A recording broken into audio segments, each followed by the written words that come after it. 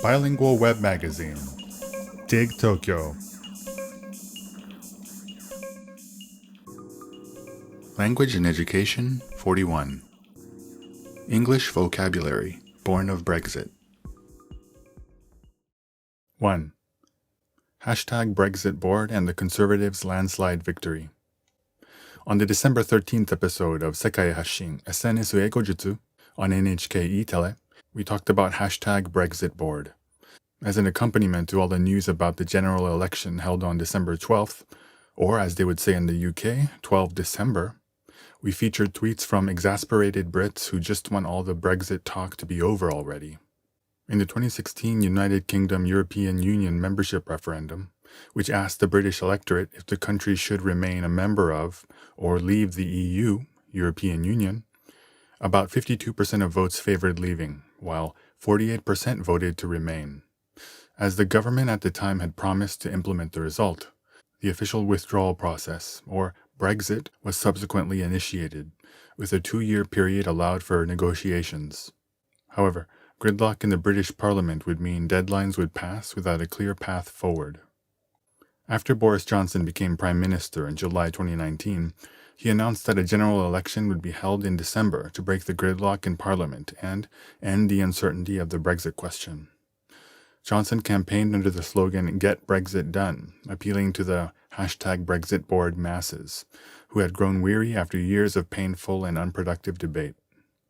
This was, in fact, the first time since 1923, 96 years, that a British election was held in December. Traditionally, December is the beginning of the holiday season, a time when people would much rather focus on their Christmas shopping than political questions that have massive implications for the UK's future. It's also important to note that unlike Christmas in Japan, which is considered a holiday for couples, Christmas in the UK is a time to spend with family. That Johnson would ask for this final answer at a time when the public is already antsy and at the end of their Brexit rope is, strategically speaking, well played. The Labour Party manifesto meant that a vote for them was essentially a vote for a second referendum, or in other words, a guarantee that this first phase of the Brexit debate would be extended well into the coming year. The result was a historic victory for the Conservative Party, which won a significant majority in the UK Parliament. In Johnson's first speech following the election, he claimed that Conservatives had an overwhelming mandate from this election to get Brexit done. This pretty much guarantees that the UK will leave the EU on January 31st, 2020. However, that is only the beginning. What follows is a difficult and perilous road as the British government renegotiates its trading relationship with the nations of the European Union. One thing is for sure, a serious hangover awaits the British public after the Christmas holiday. 2. The rise of the word Brexit.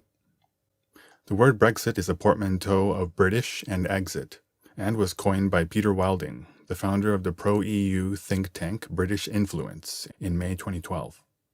In February 2012, 3 months before Wilding coined Brexit, 2 Citigroup economists coined the term Grexit in reference to the possibility of Greece, troubled by excessive debt, pulling out of the Eurozone. With the term Brexit, Wilding was trying to send a warning message that unless the UK demonstrated leadership in Europe, there was a chance it would leave the EU.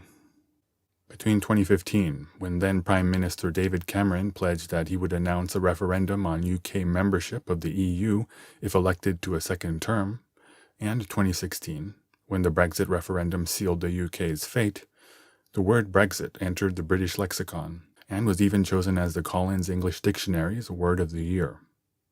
As for the aforementioned Wilding, he has stated that he believes the catchiness of the word Brexit helped it become a rallying cry for leavers, and has voiced his regret in having coined the term.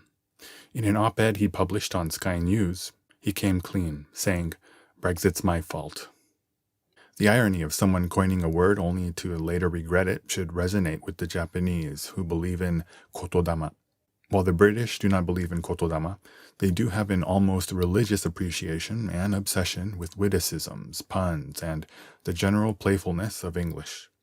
But the lesson here is that it is dangerous to coin portmanteaus willy-nilly simply because they sound catchy and cool. 3. America was the first Brexit. When assessing where the UK is today, it is important to consider Britain's history as a global power. That history begins in the Age of Discovery, the period between the mid-15th century and the mid-17th century. Not to be outdone by Portugal and Spain, Britain, France, and the Netherlands also entered the mix, establishing colonies and trade routes in the Americas and the Asian continent. In the 17th and 18th centuries, Britain would clash repeatedly with France and the Netherlands in political and religious wars, but would emerge victorious, setting the British Empire down the path of expansion and becoming the world's second global power, after Spain. When the Dutch William of Orange ascended the English throne in 1688, it brought peace between the Netherlands and England through what is called a personal union. Later, in the beginning of the 19th century, the army of the French Empire, led by Napoleon Bonaparte, would instigate the Napoleonic Wars across Europe as it expanded its empire. When Napoleon took control of the Netherlands, the British took control of Dutch colonies such as Cape Colony and Ceylon. Ultimately, Napoleon's army would lose at the Battle of Waterloo to coalition armies consisting of units from Britain and the Netherlands and the Prussian army.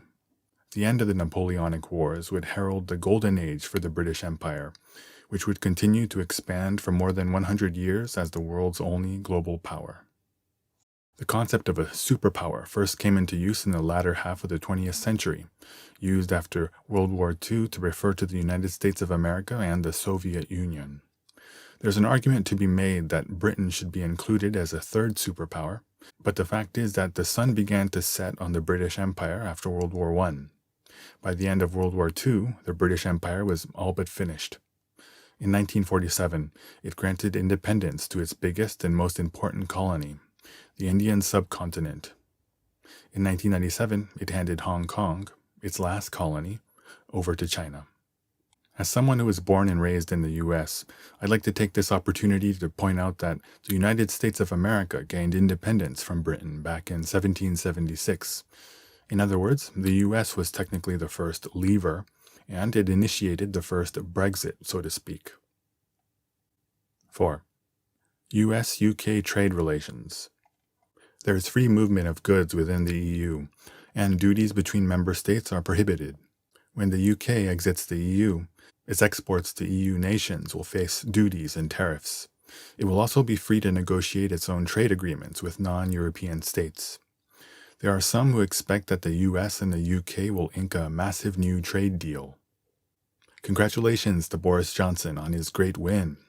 Britain and the United States will now be free to strike a massive new trade deal after Brexit. Amid all the talk about what Brexit will mean for relations between the US and the UK, one of the main talking points to emerge has been food safety standards.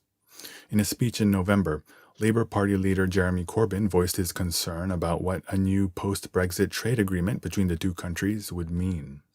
Given the chance, they'll slash food standards to US levels where acceptable levels of rat hairs in paprika and maggots in orange juice are allowed, and they'll put chlorinated chicken on our supermarket shelves. For many years, the EU has refused to import poultry from the US that is chlorine-washed to kill germs.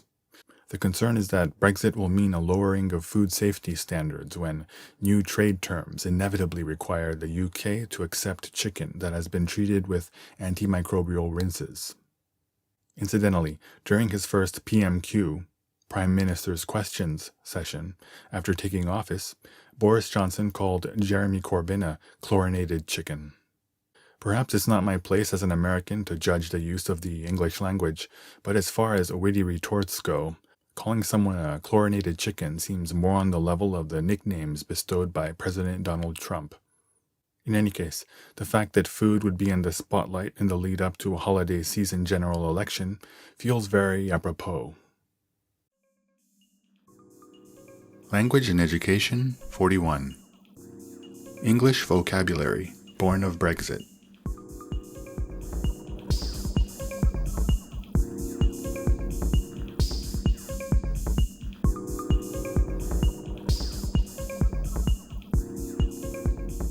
www.digtokyo.jp